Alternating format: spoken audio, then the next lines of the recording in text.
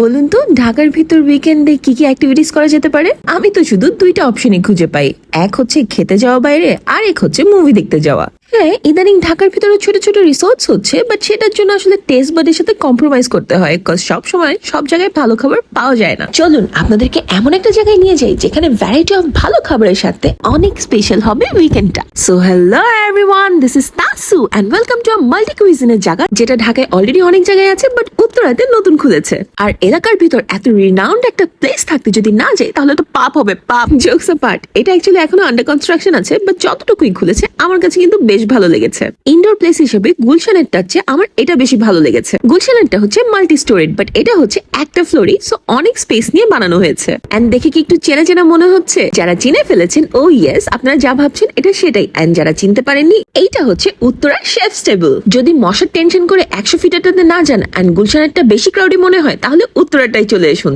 আমরা গিয়েছিলাম ঈদের আগে, তাই সেখানে মেহেদি ফেস্ট চলছিল। কিছুক্ষণ ঘোরাঘুরির পর আমরা টার্কিশ এক্সপ্রেস থেকে খাবার অর্ডার করি। আমার তো টার্কিশ কুইজিনের ভিডিওগুলো দেখতে খুব ভালো লাগে। ওদের যেসব মাংসের আইটেম গুলো থাকে না, স্পেশালি কাবাবস এর, উফ উফ উফ। এন্ড জুনুন হচ্ছে কাবাব লাভার, সেটা মিটের হোক বা ফিশের হোক। ও চুজ করেছিল বিফ আদানা কাবাব, আর আমি আমার গুপ্পু ননদের সাথে টার্কিশ মিক্স প্ল্যাটারটা শেয়ার করেছি। ও অ্যাকচুয়ালি নতুন ফোন পেয়ে অনেক খুশি ছিল, এন্ড খুশি তো শেয়ার করতে হয়, তাই না? সেই জন্য আমরা ওর কাছ থেকে জোর করে ট্রিট আদায় করেছি।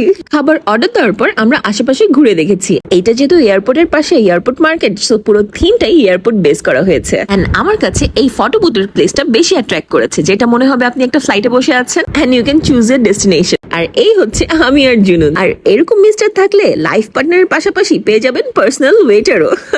আলহামদুলিল্লাহ আলহামদুলিল্লাহ। সো খাবারে চলে আসছে, চলুন এবার খাবারের রিভিউ দিই আপনাদেরকে। ওদের রাইস আইটেমটা অল্টার করার অপশন আছে, আপনি চাইলে রাইস না নিয়ে অন্য কোনো কিছু একটু বেশি নিতে পারেন। সো ট্রাই করবেন ওদের রাইসটা স্কিপ করার, কজ আমার কাছে ওদের রাইসটা ভালো লাগেনি, বাট ওদের মিট গুলো ওয়াজ এক্সেলেন্ট ট্রুলি। ওদের কাবাব আইটেম গুলো এক সে বার্গার এক ছিল, স্পেশালি দ্য চিকেন ওয়ান্স। আপনারা কিন্তু চিকেন কাবাব গুলো বেশি ট্রাই করবেন, কজ আমার কাছে বিফ শিকটা খুব একটা ভালো লাগেনি। তো ওদের প্ল্যাটার 1:2 ছিল, বাট আমার কাছে কোয়ান্টিটি একটু কম লেগেছে, এন্ড সেজন্য আমাদের কারোই পেট ভরেনি, আর আমরা এইগুলো অর্ডার করেছি। আর আমার চিকেন ফ্রাইয়ের প্রতি লোভ তো আপনারা জানেনই, এটা তো আমি রেজিস্ট করতেই পারবো না। এইখানে আমার এই পার্টটা সবচেয়ে বেস্ট লেগেছে, সেটা হচ্ছে কিডস কর্নার। যদিও এখন এটা খুবই ইনিশিয়াল স্টেজে, বাট স্টিল আমাদের যাদের বাচ্চা আছে তাদের জন্য এই জায়গাটা অনেক ভালো।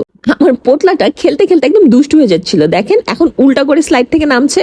এত দুষ্টু গুটু বাচ্চা আমার। আসলে বাচ্চাদের বডিতে অনেক রিজার্ভ এনার্জি থাকে, যেগুলো ওরা ড্রেন না করতে পারলে খিটখিট করবে, চিল্লাপাল্লা করবে, তখন আপনারা ইরিটেটেড ফিল করেন। বাট বুঝতে হবে ওদের যে এনার্জি থাকে সেটা যদি ওরা লস না করে তাহলে তো এরকম করবেই। সো ট্রাই করবেন ওদেরকে একটু বাইরে নিয়ে খেলাধুলা করার। আরে না না, ভিডিও এখনো শেষ হয়নি, ডেজার্ট তো বাকি আছে। জুনুন নিয়েছিল পচা একটা আইস টি, আর আমি নিয়েছিলাম খুব শখ করে পচা একটা ব্লুবেরি আইসক্রিম। দেখতে যতটা লুক্রেটিভ, খেতে কিন্তু একদমই নট ওয়ার্থ ইট। আপনাদের কাছে প্লেসটা কেমন লেগেছে জানাবেন। So that's it for today, thank you for watching, টাটা, সি ইউ अगेन।